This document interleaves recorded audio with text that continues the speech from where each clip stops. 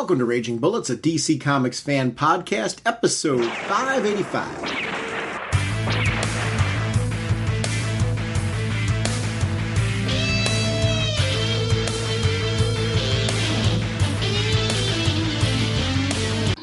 Welcome to Raging Bullets. I'm Sean Whalen, drnorge, and I'm joined as always by my co-host Jim, the sensei of the whatnot, the Duke of the Sultan of Strategery, the indestructible, bridge-defying, he's at his most fine when he's traveling through time, elder statesman of the podcast, Segulin.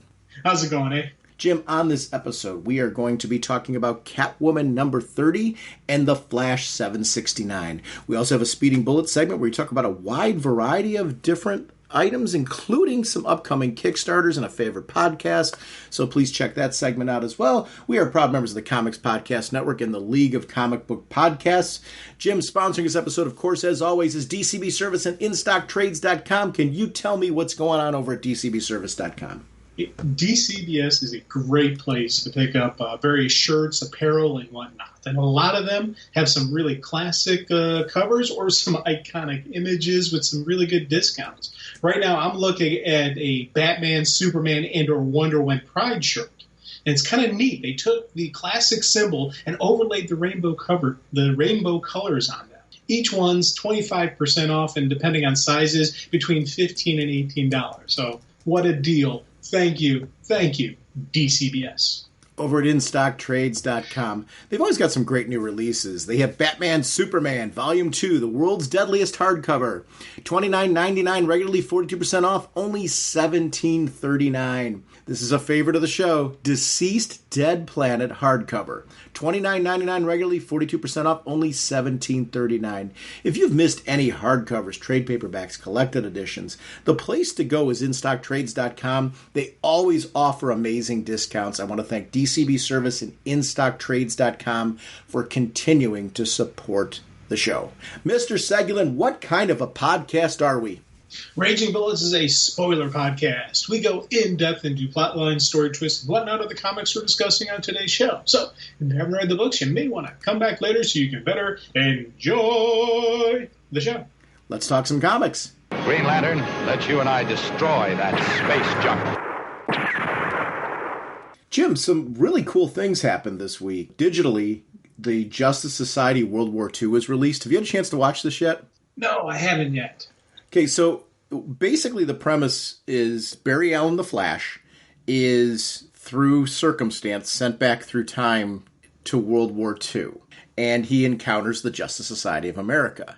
There's all kinds of twists and turns, so even everything I just said to you is not as simple as it is. The cool part is, like any of these productions, the voice cast is absolutely amazing.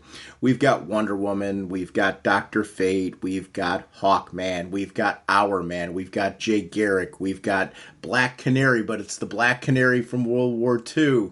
And Steve Trevor's in it. It's them versus the Nazis, and there's appearances by other heroes that are going to surprise you, and there's all kinds of twists and turns. I'm deliberately trying to keep spoiler-free on this, other than to say, oh my gosh, was this satisfying? It was everything I expected and a whole bunch of stuff I didn't. So these releases have just been amazing. So I wanted to shout this out. It's available digitally now. I know it's coming soon on DVD and Blu-ray. So if, however you like to pick this up, I just wanted to make sure it's on people's radar. Do not miss on it. There's a Kamandi short that's on it. Oh, cool. It's an 18-minute short, and it's amazing, and it ties in to the movie. So there's a cool little piece to it. They also announced the next movie. Have you heard about this?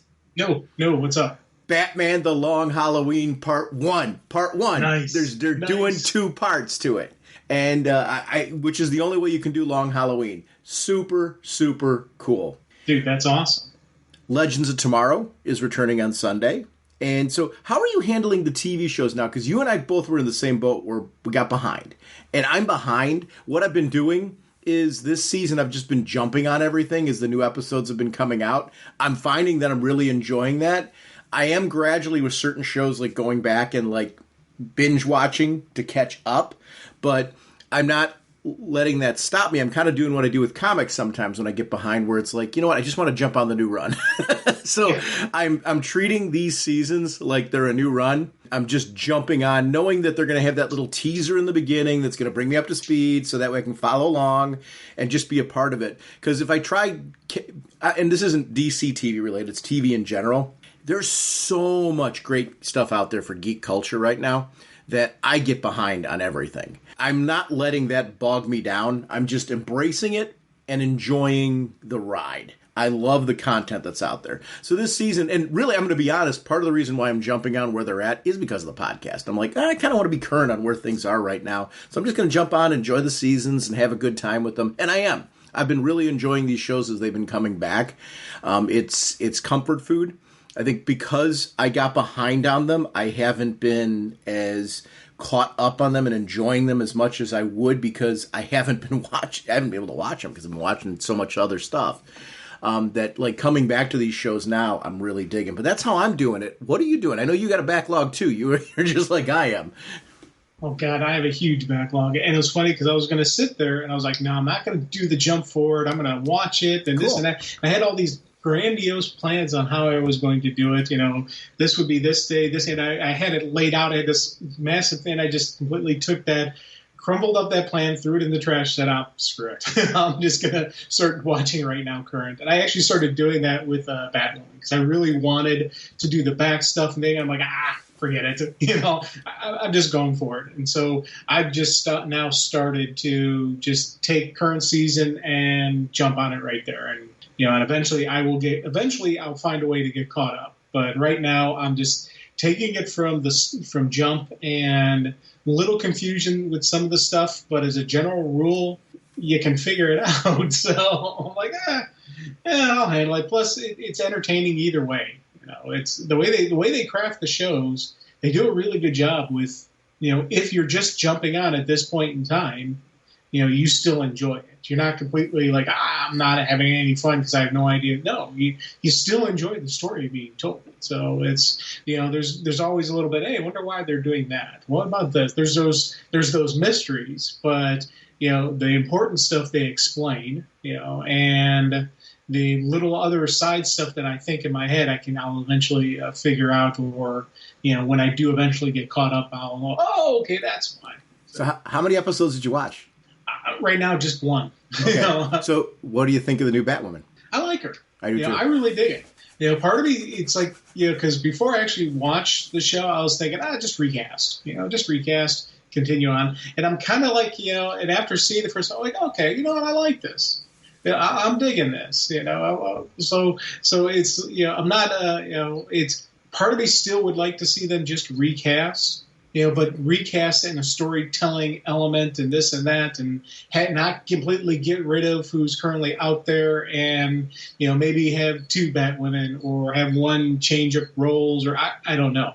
I think there's room for, you know, multiple, you know, strong, you know, female cast members, and or I don't know.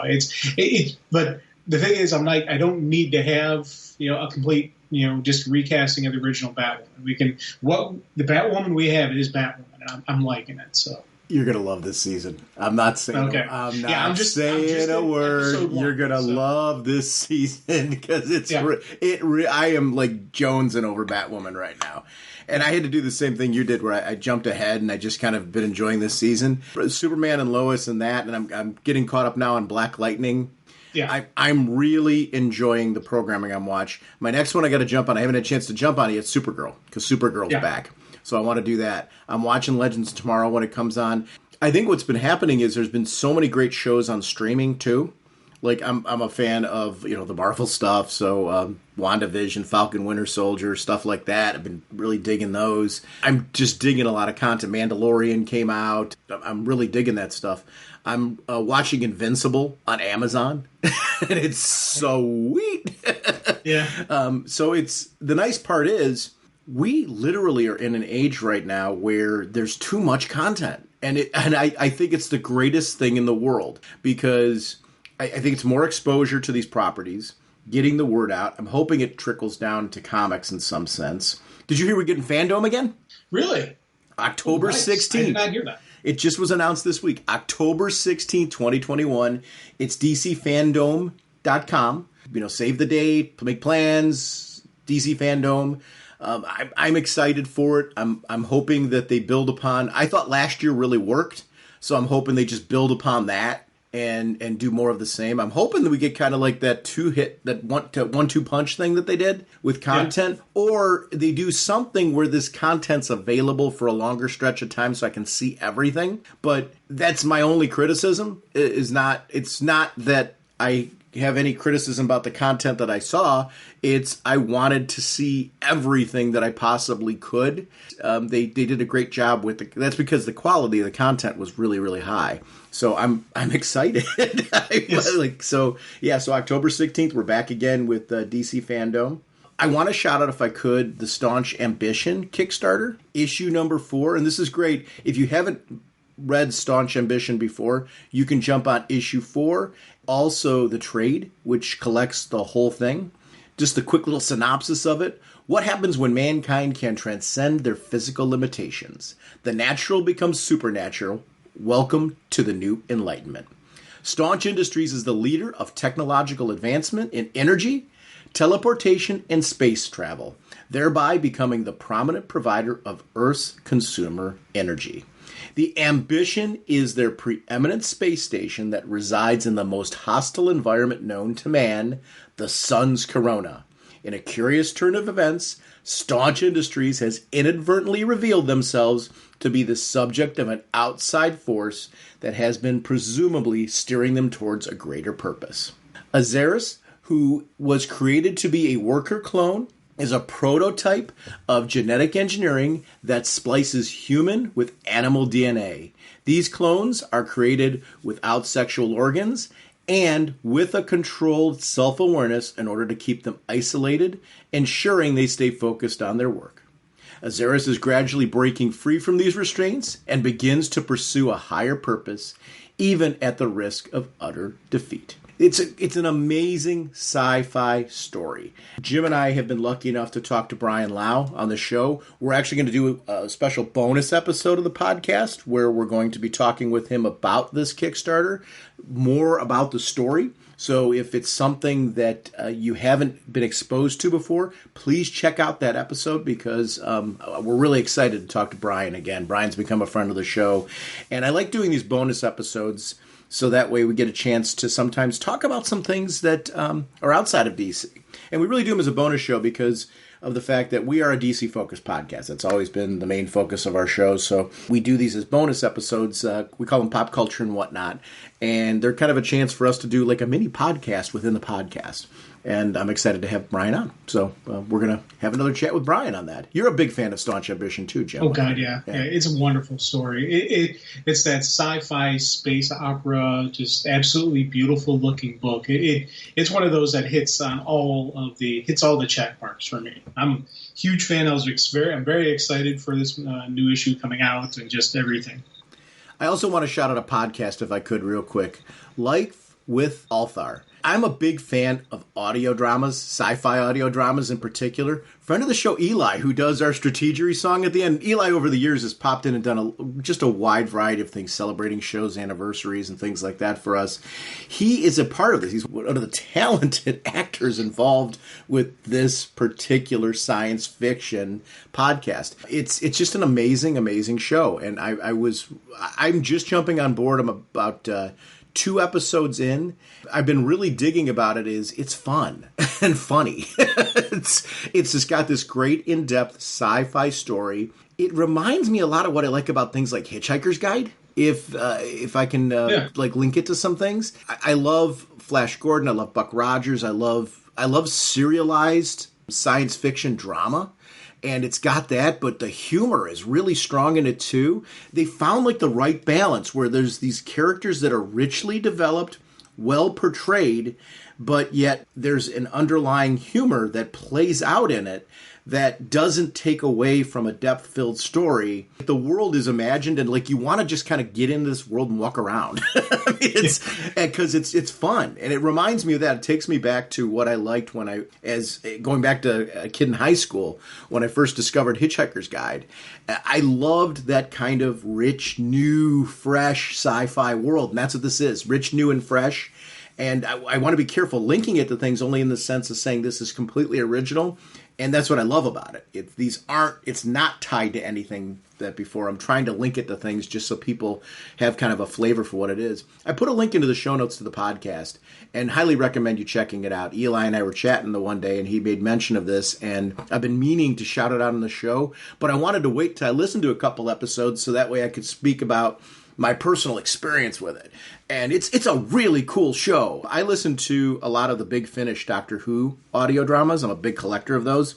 And I love this because it fits right into that. My morning drive, I get captivated into the story, and I'm going to keep following it. It's because it's really, really cool. Check it out. We got links in the show notes, and I think it's a podcast that is something a little different. You also read that... we were talking before we started recording. You read that Batman Fortnite, which I had planned on doing before this episode. I didn't get a chance to. How was that? Because you haven't played Fortnite. So I'm kind of curious as to... I have. So I was excited to read the crossover from that end. But I do love that these crossovers, at least in my impression, are accessible to everyone. But what was this like for you? Well, it is funny because I haven't read Fortnite. I know absolutely nothing about Fortnite other than that it's a game where people try to kill each other. That's the only thing I know about Fortnite. Went into it because, what the heck, let's see what this is going on. And just reading a Batman story feels good. This is a good Batman story. Cool. Written Christos Gage, pencils, Riley Brown, inks, Nelson Furrow, DeCasto, and colors by John... Kalisz. And the reason I wanted to say out the creative, which we normally don't do at Speeding, just because I like the look of this book as well as what was going on. I enjoyed this story. It's, again, I don't know how much of this comes from Fortnite, how much of this is, but reading it just as a cool Batman story in an alternate universe, Elseworld kind of story, it's an awesome story. It's a high action, a lot of really good fight sequences. There's a pink bear with a shotgun, and I'm like, I want to know who is this pink teddy bear looking thing. And there's this, it looks like a giant killer tomato head or something like that. I'm like, who are these characters? So I do want to know that kind of stuff. If these are regular characters on Fortnite or if they're just making up stuff for this, I don't know, but not knowing any of that didn't take away any enjoyment of the book, and it's high action, really cool looking, but there is an overall story. It's not just Batman fighting people, so there is going to be a story that's going to get told within this. So I'm all in for issue 2. Not sure how many issues this is, but I'm definitely, I want to see, how this plays out. It's kind of cool because I've mentioned on the show many times that I think gamers are a natural audience for comics. And I love when what you're just saying has me geeking out, because I think when you tell a comic book story that's a tie-in like this, I think you're going to get a Fortnite audience, people, because it's got a hardcore audience that is going to pick this up and read it, and I think it's smart to put in a great story. Christos Gage is a great writer. I have no doubt. I haven't read it yet, but I'm going to. It's available right now. If you got the DC Universe app, it's available on there right now. You can also buy it. There's lots of different ways to get this. I know it's available on Comixology. I know it's going to be. I know it's available physically. So you can get this any way that you like to read your comics and check it out. But I'm glad actually that you read it before I did, just in the sense that you're not a gamer. You've got a game system, but I mean, it's not something where it's you like heavy into the world where you've played Fortnite and stuff like that.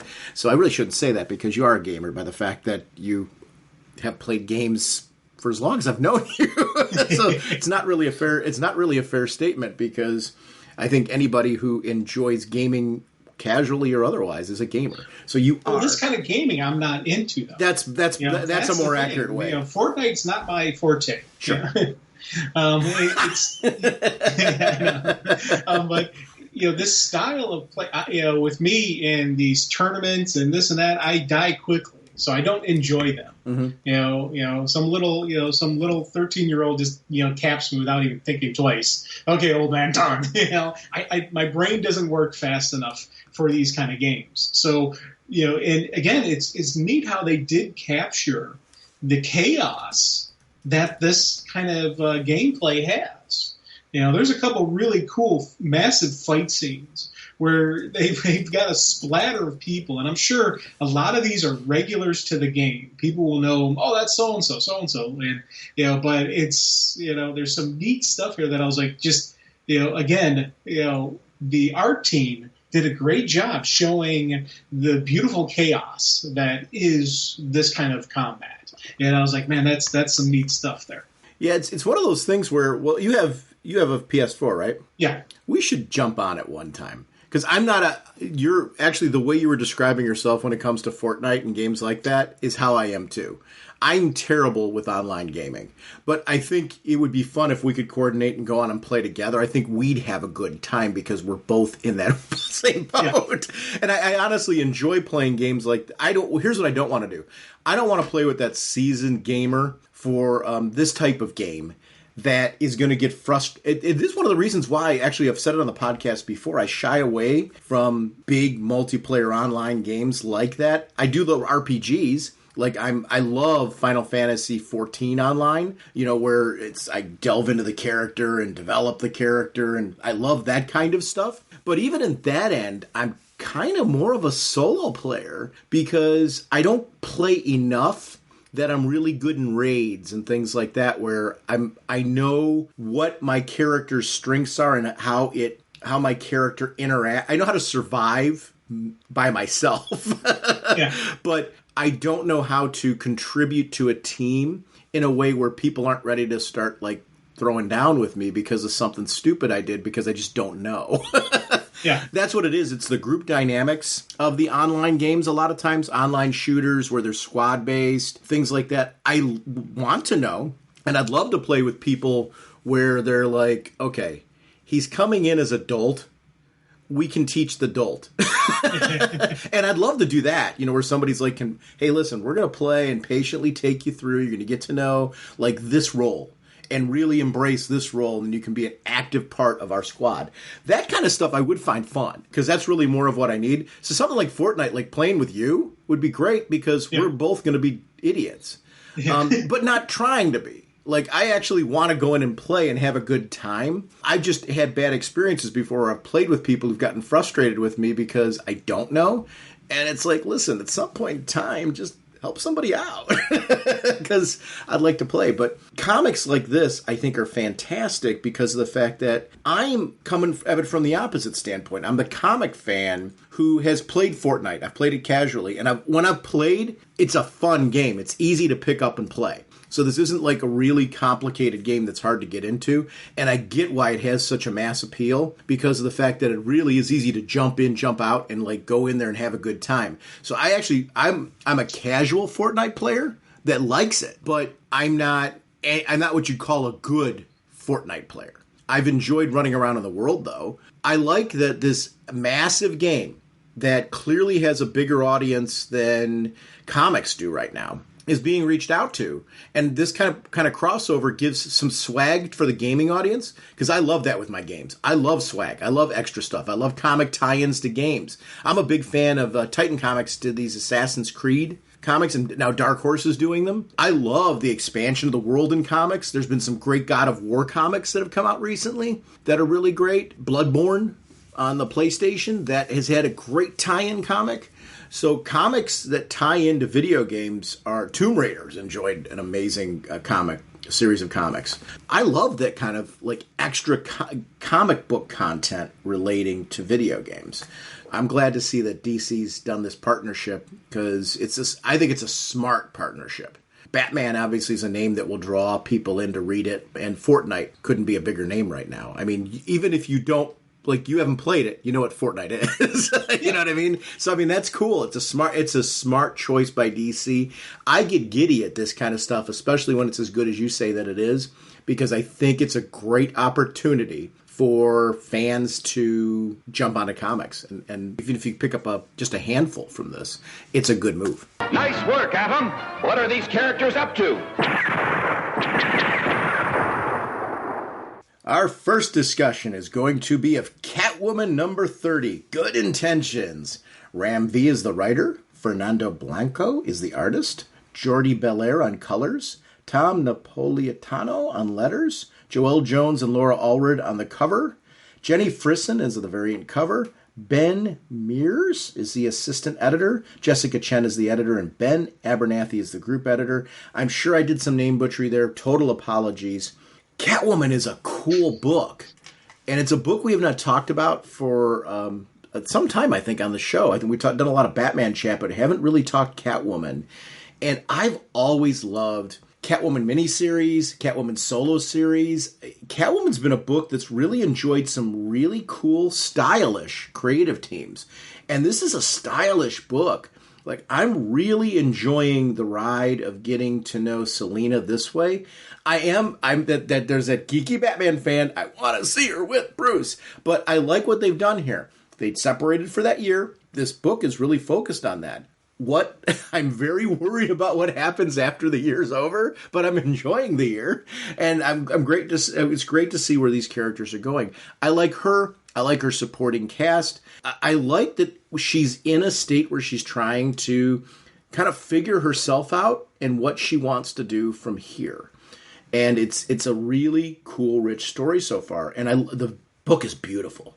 Where are you at with this? Oh, dude, I'm nodding my head along with you. I'm loving this. This, again, it's a neat story, and I didn't know how they were going to handle and what they were going to do with her and Bruce being apart. Would they, I was thinking maybe they'd just do jet set, around the world and this kind of, big high adventures and this, and that. Like, no, they're keeping her very grounded. Back in her roots, back in Alleytown, back with her strays. And I love that styling of who she is. Yep. She is, she's the hero, but she's a little dirtier. But it's not just like Punisher dirty. It's, it's the street. Sometimes you gotta dance this dance. You can't always be squeaky clean. So, and I like that, when she needs to get dirty, she gets dirty, but she doesn't cross the line. There's that line that she's not going to cross. Would she, if she needed to? Probably. Yep. I could see her, taking a life if she needed to, and it's one of those extreme measures where she would, push it, but she's always going to, take it to it's that whole, there's got to be another way. The intelligence that she has, just again, we always talk about Bruce being the great planner. Well, she is too, because she knows the game. If you can sneak up on her, if you can pull a fast one on her, you're really good, because she's like, again, one of the things that make her such a great partner with Bruce is that she looks at life like the chessboard. It's, she's looking 5, 10 moves ahead, and that's kind of neat seeing that play out with with her rebuilding up her air quotes around criminal empire. That's kind of a neat thing for it to happen, and how she's doing it. And along the route, she's rubbing some feathers the wrong way, and the bad guys are going to come after her. They're going to come after the ones she loves, but she's already prepared for that. And I loved seeing all that kind of stuff lay out. What I love about Selina, and this book captures it so well, the best Selina stories are where you focus on what is the difference between Selina and Bruce. Well, Selina's a survivor. She's been a survivor since we first seen her. If you go back to some of the year one interpretations of Selina's a survivor. And what separates her, there's two kinds of survivors, right? There's the survivors that are all me, and surviving and focused on themselves. And sometimes it's because they've been burned so bad that they have to do that. It's a defense mechanism. In Selina's case, there's an element of that. But the real love you get for Selina is when you realize Selina cares about people in that quest for survival. And along the way, she will not abandon those who need her. And if mistakes have happened and her actions have caused harm to people, there's genuine remorse. She tries to make things right. She's an interesting sort of person. She doesn't always get it right. And we've seen her go to her lowest of lows and seen her be at the highest of highs and everywhere in between. And in those cases, Selina, she has come back from things that others would have caved and maybe completely changed who they are at their core. She really is a good person in there. She doesn't always make good decisions or do what we would call quote-unquote ethical good things, but it does show that there's multiple layers to this onion that is Selina Kyle, and it's something that I love about it. This book is a sexy book and a powerful book at the same time. And Selina, there's something about that you got to get right. It's no good if Selina's just cheesecake. She's got to have that smarts, savvy, strength to her as well. And that's when she's approached that way, she makes the character all the more attractive, and you get what Bruce's attraction is to her. It's really, really pivotal that you see her differences from every other person that Batman interacts with. She is a very unique entity in the Batman universe, and being able to shine the spotlight on her in a solo book works so well. This writer has really captured this. Ram V, that's it. This is becoming a name very quickly. I see Ram V on something, I'm like, oh, I'm going to dig this. And it's been a very quick thing for me because I didn't know Ram V before the DC work. This is a name that I want to know more about what Ram V's done because I don't know, everything that I'm picking up, this name is like nailing it, hitting it out of the park. Every time you read something by him, you're like, okay, it's good. That kind of stuff sinks in your head. And it's funny, this, I always talk about how, with Superman and Lois, you need to make Lois Lane this powerfully strong, amazing person to explain why this man with godlike powers would love that mere mortal. Same is played with Bruce and Selina. Yeah. You gotta explain why someone like Batman would want her in his life. It's not just the physical sexiness, which they do cover wonderfully. It's, her personality. It's her code. It's that inner strength that she has. You could see why Bruce is attracted to her. You can see why she fits in his universe. And I love the one moment I loved when, things start getting complicated for her. And she's like, this isn't my world. It's his world, and it keeps bleeding into mine.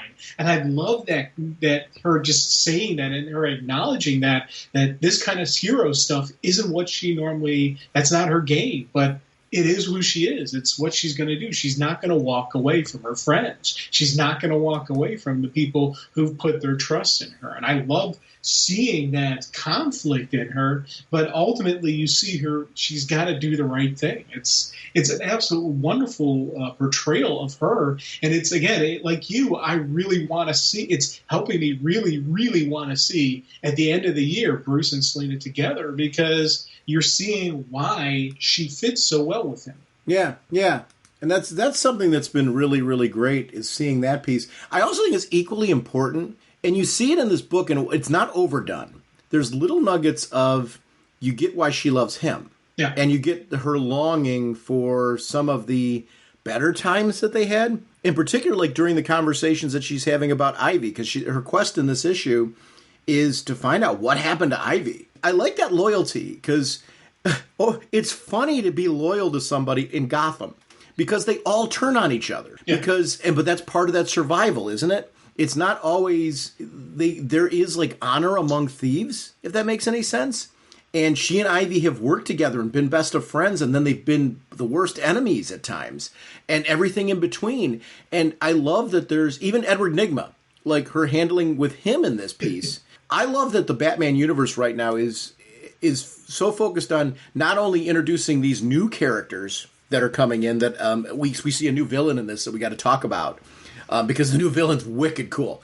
Yeah. But and I really dig him. But what's cool is when you put these new elements in with the classic elements, and you've changed the status quo up for these characters, like Riddler's status right now. It's like he was using these kind of drugs to enhance himself, but then couldn't get them anymore. So then it led him on a quest to find out why, which led him to find out what's going on with Ivy. And it's like this cool story that's going on. But there is that like honor among thieves where she feels this loyalty to find out what's going on with Ivy, because she's been in that situation before where she's been victimized, right? And she knows what that's like, and can't settle for that happening to someone else who's been a comrade at arms. That interesting line, it's an interesting sort of relationship that people have in Gotham that is unique, and I think it separates that world. I love reading Superman's world because there's an inherent goodness in the interactions between a lot of the people that are drummed by Superman, and it's the nice part about reading Batman and Superman like at the same time. And then Wonder Woman has its own little world like that too. I think when writers really understand characters like this, their supporting cast and their overarching world is reflective of the characters in a way that makes it worth reading in a unique way and feeling like you're being transported to a different spot. Central City's like one of my favorite hangouts because of the Flash and the way the Flash approaches his city. So Gotham has that unique experience, and I love that like Bloodhaven, Alleytown, Gotham City proper, they all have like variations to them. Like we all live in you and I live in Northeast Ohio, and there's a strong argument to be made that I live in Menor. Out in your neck of the woods, things are just a little bit different. That's like real. It adds like a three-dimensional nature to this world that I really love, that these areas have their own little themes. I'm going to Chagrin Falls today with my wife for, we're going to do like a lunch/dinner type of thing. Could go down there just because figuring the rainstorms here have led to the falls being like a little bit more exciting to see. So we're going to go down and hit that. But that's part of the fun of going to different places, right? And even in your general area, there's something thematically that's a draw to that area. There's a charm. Alleytown does have a certain charm to it. I like the kids. I like the community. It's an interesting sort of place. I get it. Well, we've always said with the good Bat stories, and Selina is a Bat story now. You know, she's part of the Bat family. The city itself has to be a character. You know, Gotham is a character in every good Bat story. In Selina, Alleytown's is that character. And, you know, everything that played off with this, I really liked that. And it was, again, it's the build-up of her being the queen of Alleytown. And it's kind of neat, you know, again, seeing Selina do this dance, you know, with how she's dealing with the villains. And, of course, you mentioned it before, speaking of villains, this Father Valley is awesome. Wait, speaking of this guy. Speaking of dancing. Man, I'll tell you, initially, I didn't know what to think from the guy. I didn't know where they were going with him, and I still don't completely understand him. And I think that's the neat part about this character, that he is so out there. He's so, he's got so many different layers and facets to him that in a couple issues you can't get him fully. You can't understand him. And that's kind of like the growth and seeing that happen. It's kind of neat. And I love the Penguin line where he's like, I've seen my share of costumes, and each one's particular. Trust me, you're not even the weirdest. I love just that little dance that those two did right before. Beautiful artwork showing him kill 1, 2, 3, 4 guys.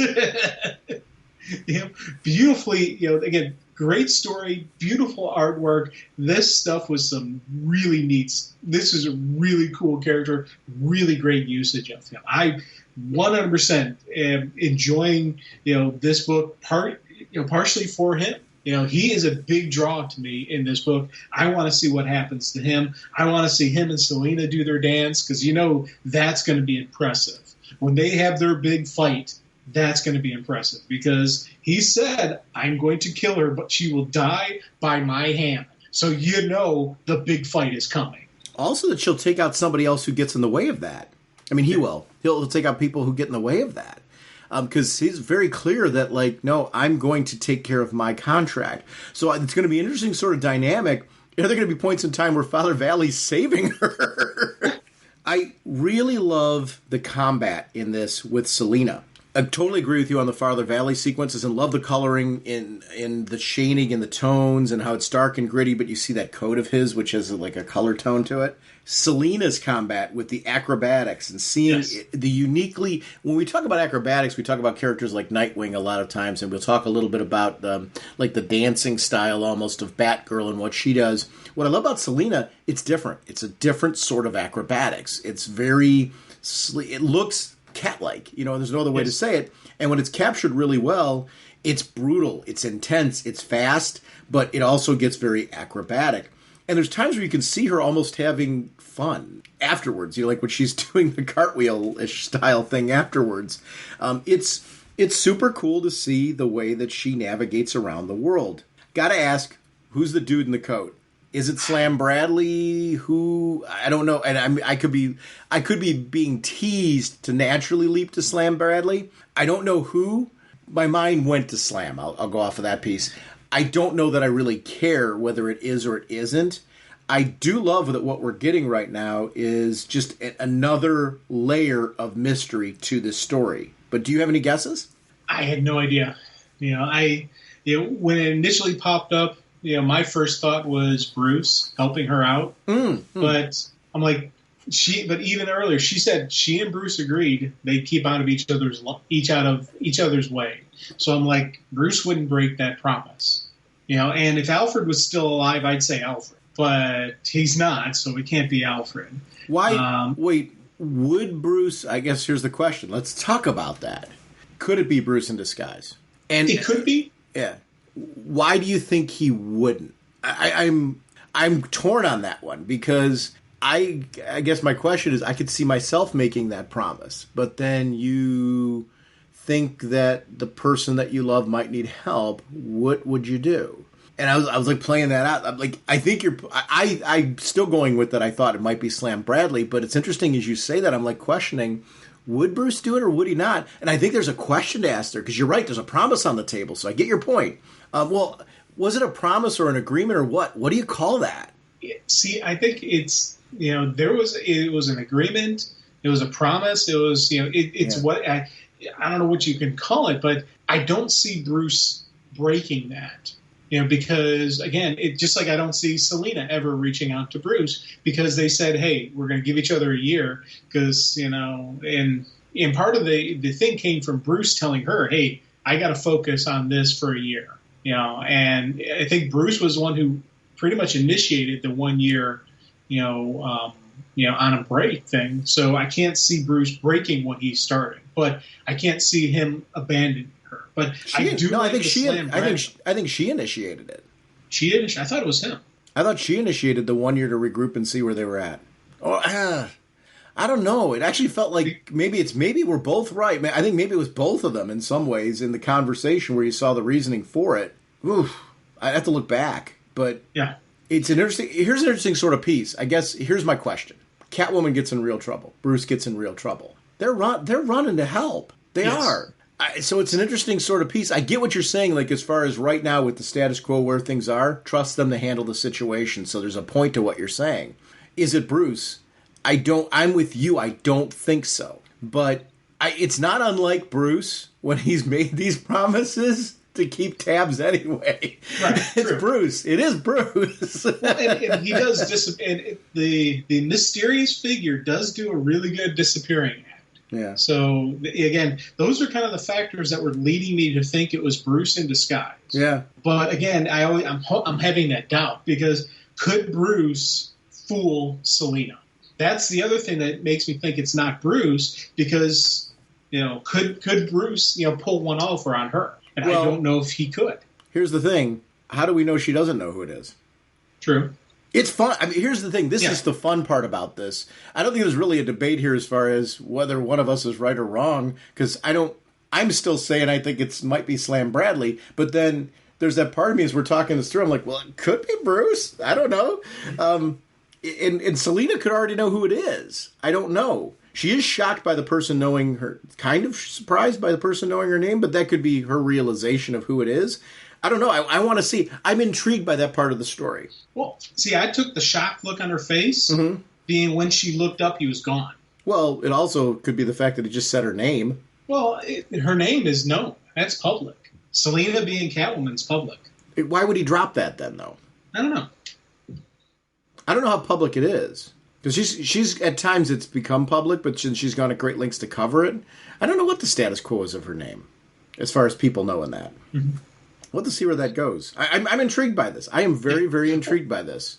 And I'll tell you, I am so looking forward to when Ivy's free. Because she's going to rain down destruction on this guy. I like Poison Ivy as a character, and I really like her when they have her do that dance between villain and hero. Because you can understand she's the eco hero. She wants to save the planet, which is noble, but she's willing to kill people to do it, which is like, I don't know. But when you have moments like this guy is displaying her as a trophy, as an art exhibit piece, bad things are going to happen to him. And I'm just anticipating that. Siddharth Roy is the billionaire that is collecting all of these prizes. Boy, this is where, can money corrupt? You take a look at what he's done now he's got Ivy as a trophy in his collection. What leads you to the point where you're like, I want this as an antiquity, as a conversation? And you've got to hide it so that nobody really sees it except your most trusted inner circle, right? Yeah. If even that, what an interesting, you've got the money, so you've got to have it. I love that this leads to Selina's infiltration of the party, trying to find out what's going to go on and what is she going to take? I mean, that something's going to happen here. She's going to go all Robin Hood on this place, I think, at some level. She is one of my favorite characters because you get a story with Selina that is dangerous. There's a mystery level to it. You kind of see a whole bunch of people that are you see layers of Gotham peeled off and layers of people because Selina gets real. I mean, really real with people. How we see Riddler when it comes to Selina is very different than how we see Riddler when he's with Batman. That's the fun part about having the rogues interact with Selina. You get a different kind of story, and it really, really works. I mean, this is a great example of why Catwoman has always been a great Batman spin-off comic, whether it's been as a miniseries or it's on many ongoing series, because it's such a great, great book for just this reason. I can't wait. The next issue, oh my gosh, I can't wait for it. Yeah. Our next discussion is on Flash 769. The writer is Jeremy Adams with artists David LaFuente and Brandon Peterson. Mike Atien and Luis Guerrero are the colorists. Steve Wan's on letter. Brandon Patterson and Mike Atea on the cover. ZIXU is the variant cover with Bixie Mayhew on assistant editor, Mike Cotton editor, and Jamie S. Rich as the group editor. And massive apologies to the art team on this one because I completely butchered what is an absolutely beautiful book. So this is interesting. We've got Wally as the lead. I like this story that's going on right now because what they're doing a good job with is through this story where there's a problem with the Speed Force needing to correct itself and it needs Wally to fix it because of Wally's unique relationship with the Speed Force. Wally's jumping through time. And we've seen him in the prehistoric past. We see him now in the future where he's jumped into Impulse's body. It's an interesting sort of story.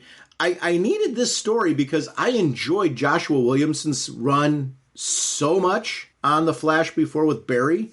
It was so epic that if you're going to switch Flashes, you got to kind of ease me into this. And it was just funny because I'm a huge Wally junkie. I'm glad that they're handling this story the way they are because it's a fun story. It really is very focused on us kind of hanging out with Wally and still having our connection to Barry and the Justice League and what's going on right now. I think the balance of this story is really smart for easing us into this run. and the transition to a different person in the Flash costume, which I know hasn't been officially done in the book, but it's very clear that that's where this is heading. How are you liking this so far? Two issues in, to this run. I'm having fun with this book. It is a transition, which is for me, that's what I'm experiencing right now. I'm like, wow, I'm really feeling this is a transition story, and I think it's well handled in that respect. What's this feeling like for you? Well, here's the thing that I'm absolutely loving about this is you think to future state. What was the future state for the Flash universe? No Speed Force. Wally was corrupted by death and was killing all of their family and their loved ones. Mm-hmm. This right here is explaining what happened to the Speed Force. And Wally going on this little journey he's going through is explaining what happened to Wally. So we know if the heroes don't get it right this time, what's going to happen is the Speed Force is going to be gone completely. And Wally will be fully corrupted, and it's basically taken over by the death, and he'll be just a walking, living embodiment of death and destruction for all of his loved ones. And I absolutely, love that. I don't want that to happen, but I love that I've seen it could happen. I love seeing how this plays out. You go back to last issue when he first started the big jump. He's saying, "Hey, I'm walking away. I'm done being the Flash. I've risked too much, put my family in danger. I want them to be safe." And I loved that Wally came to that realization, and he said, "Hey, I'm walking away from this. And not only am I walking away, I'm giving up my speed." And that is what triggered this whole damage to the Speed Force. Well, probably not that. There's probably an outside force that interfered in it, but we're still trying to figure that stuff out. And I loved that all that is playing off. And then as that's going on, we get these great jumps where he's jumping into these different bodies. With him jumping into Impulse, I cheered because I'm like, Bart, that's my guy, because, as you said, it's a fun story, but the underlining tones that this is leading to is something that has me really excited to see where this goes. Because, like you, I do want to see everything cleaned up, and I want to see Wally West as the Flash. I want to see this guy, this team take Wally and actually do something with him as the Flash. Now we're seeing him as a Flash, and he's jumping from body, and it's some great stories, and we're getting some great stuff with Barry, Ollie, and Mr. Terrific. Come on, that's a really cool combo there. So I'm digging this. So I'm 100% happy and excited for what I'm reading now, and I'm eagerly anticipating the future. Yeah, it's funny. I think you're hitting what I love about a great Flash story. There's that fun factor of it, but the danger is not lost. There is an intense danger to this story on a lot of levels. It's not even just fixing the Speed Force, which in and of itself, you're right. I'm glad that this is going back and fixing. This is an opportunity to stop where Future State goes. And I love that because if there's somebody that needs a redemption story, my gosh, I want to see Wally. He's in many ways he's already been redeemed in Infinite Frontier, but I want to see this story kind of pay off in a right way for Wally. One of the things that I also love about this is, and I'm just going to jump to it, there's danger to Wally on multiple levels. It's what happens if the Speed Force isn't fixed to all of Speed and Flashes in general.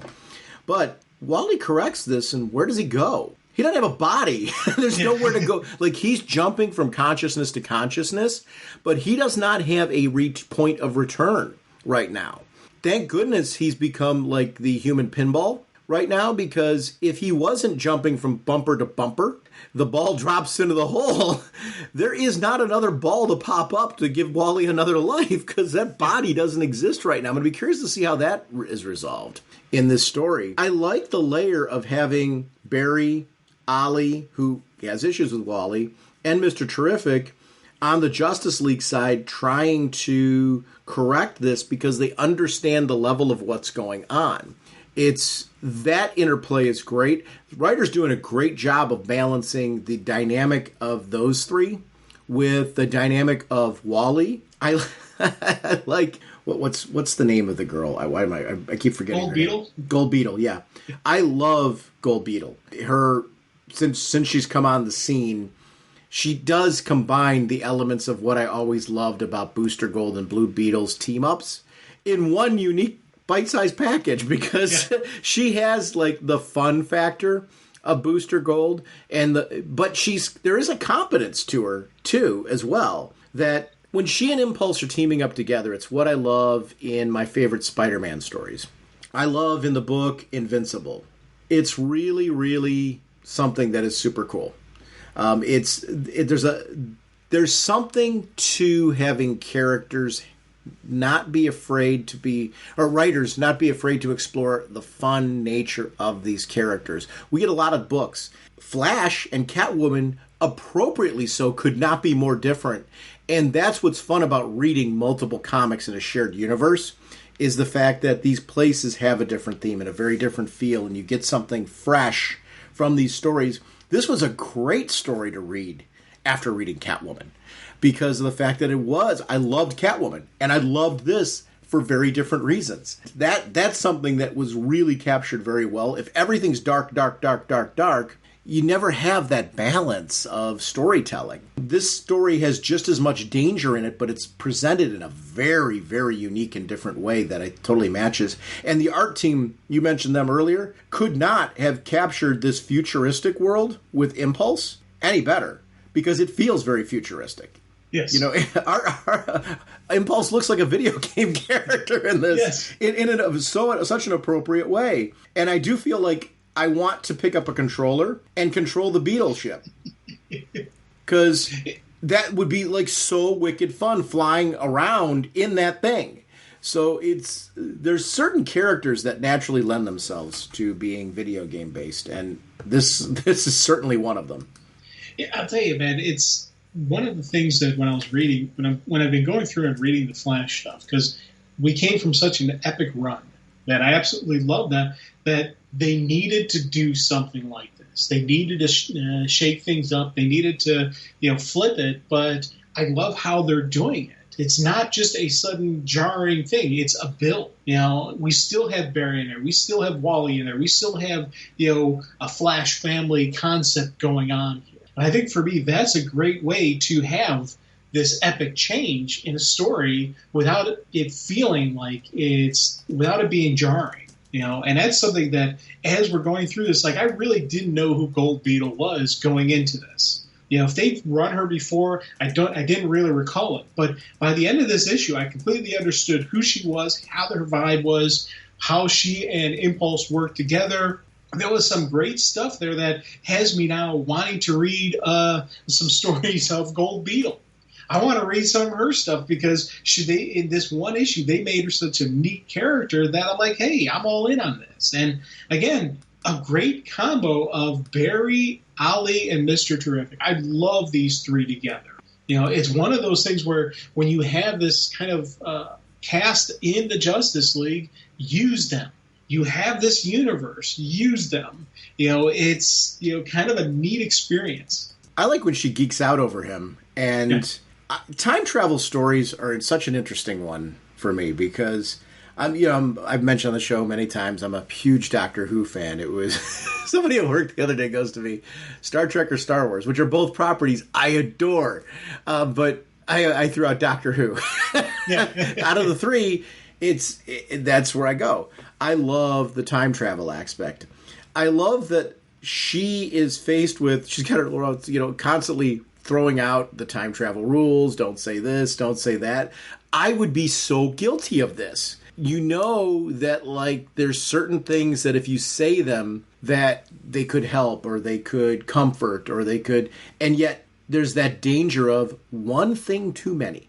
You say one thing too many, and you could catastrophically cause everything that you think is going to happen to not happen. It's like Back to the Future 2, when he went back in time and he took that betting book with him. Yep. And then Biff got it. Those type of little tiny things have like this trickle-down effect that I love when they do them in time travel stories. And that's the great thing about The Flash. The Flash, you can do a straight-up Flash versus the supervillains epic. Then you can do like this crazy, wacky, futuristic time travel thing. You can do a space adventure. You can do any kind of story with the Flash, and there's something unique and different to it. This is just such a great example. The Dominator. What did you think about the Dominator with the Speed Force like having this effect? Because we've seen it happen in the previous issue, and see how it affects. I like that Barry's analysis of it. The Speed Force is affecting different beings differently. Yeah, made the Raptor super fast, made the Dominator grow. Again, I love, these are some great story elements that they're bringing into it. Make these weird, crazy things that are happening. Give me a reason behind it. Give me an explanation. I love how they figure it out as a team, and Gold Beetle did a lot of the work, but it was a combination between all of them working together. And I like stories where we get these team dynamics playing out. Because again, it's neat to have the Flash figure out everything, but in the real world, very rarely does one person figure out every single little detail. It's part of the team. It's part of the concept, and I like seeing the heroes do that stuff. Where it's, everybody's got an input, they're throwing in, no, it's this, but they have very clear leadership going on, they have very clear styling on this. I don't know, this for me was a great, this has been a great story. I'm really digging this run. I know we're just getting into it, we're just getting started, but I'm like, hey, it's the energy I had for the Flash at the end of the last run, they've kept it up. They've kept that same energy level. And, and again, it's, Gold Beetle is cracking me up so much with just how much how I could see, one of us being a fanboy or a fangirl and being into, having these same kind of geek out moments, like stealing, yes, the heist, I love that, I'm like, yay, I'm right along with her.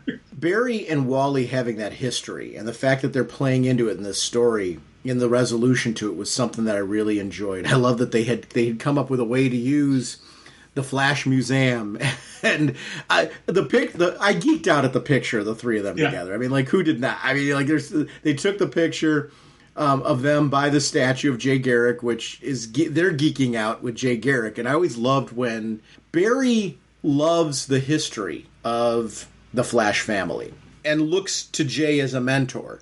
So that picture where they're together, knowing that they put the hidden item in there that Wally could then access in the future, I love that kind of stuff.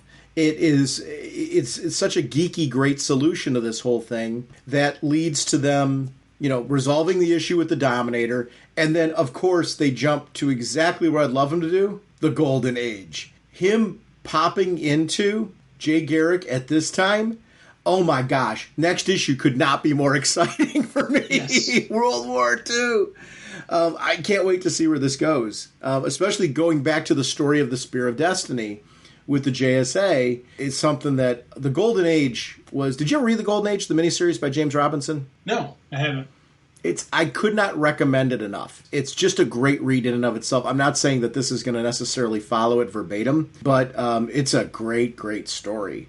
And well worth reading if you're somebody who hasn't been exposed to the JSA. It actually takes place, it was actually written, I should say, before the JSA series. So anybody, it's a very contained story and really, really amazing. We are Crystal Men from Mercury. We have no quarrel with you. I would like to remind everyone about our show voicemail line. It's 1-440-388-4434. Or Dr. Norge on Skype. We love having you part of the show. RagingBullets@gmail.com is our email address if you'd like to connect with us that way. RagingBullets.com is our show website, and it feeds from that website into our Facebook group our Facebook fan page, and also to Twitter. We do have a Facebook group community that I'm really proud, to the point where I was jumping in to speak about it already. It's a Facebook group community that I'm very proud to be a part of. I jump on there constantly to pick up news, reactions, commentary about everything pop culture, not just DC. It's such a fun community of people and very supportive of the comic community in general. If you haven't been a part of a Facebook group community, I urge you to click on the link and consider signing up and being a part of the discussion over there, because I just love the people over there. Our About Us section has links to how to get to us on social media and all kinds of gaming platforms. So if you want to connect with us, please click on that and feel free to join us in any of the methods that you like. We are sponsors this episode, of course, by DCB Service and InStockTrades.com. Jim, what is going on over at DCBService.com? Well, DCBS is a great place to get your various T-shirts, apparel, and whatnot. A lot of them are some classic covers. We got some really cool iconic images, and they're offering really good deals on it. We've currently got the Batman, Superman 1-to-1 Pride shirts, which are at 25% off, and between $15 $18, depending on what size you're getting. So thank you, DCBS. Over at InStockTrades.com, there's some very cool stuff there, like the Deceased Dead Planet hardcover, $29.99 regularly, 42% off, only $17.39. Definitely the way to pick up this story if you haven't had a chance to read it yet. Batman, Superman Volume 2, the world's deadliest hardcover. It sounds like I'm saying it's the world's deadliest hardcover. The world's deadliest is the title of this hardcover. $29.99 regularly, 42% off, only $17.39. You get it in the mail, it's like, oh, what am I going to do? It tries to kill you. I want to thank DCB Service and InStockTrades.com for continuing to support our show. Next episode, Jim and I are going to continue taking a look at Infinite Frontier as we take a look at Superman Red and Blue and Batman versus Ra's al Ghul. I almost said Ra's al Ghul. I do sometimes say I jump between both because depending on the medium, it's actually pronounced both. But I'm excited to talk about both of those things. We will see you next week. Bye. Strategery. What is that supposed to mean? That's a word that I have never seen. Do you exist? Strategery. Suddenly, I don't feel as smart as I used to be. I couldn't find it in a dictionary. Oh, what the heck is strategery? Why I need to know, I don't know, it's just my way. I asked a friend I know and they told me go away. Strategery. Maybe it's something that is wrong with me. I may need a pill from the pharmacy. Maybe that will cure my strategery. Why I need to know, I don't know, it's just my way. Just because I don't know, I'll just say it anyway. Strategery. A definition isn't meant to be, or at least one that I can see. I'm so confused. Strategery.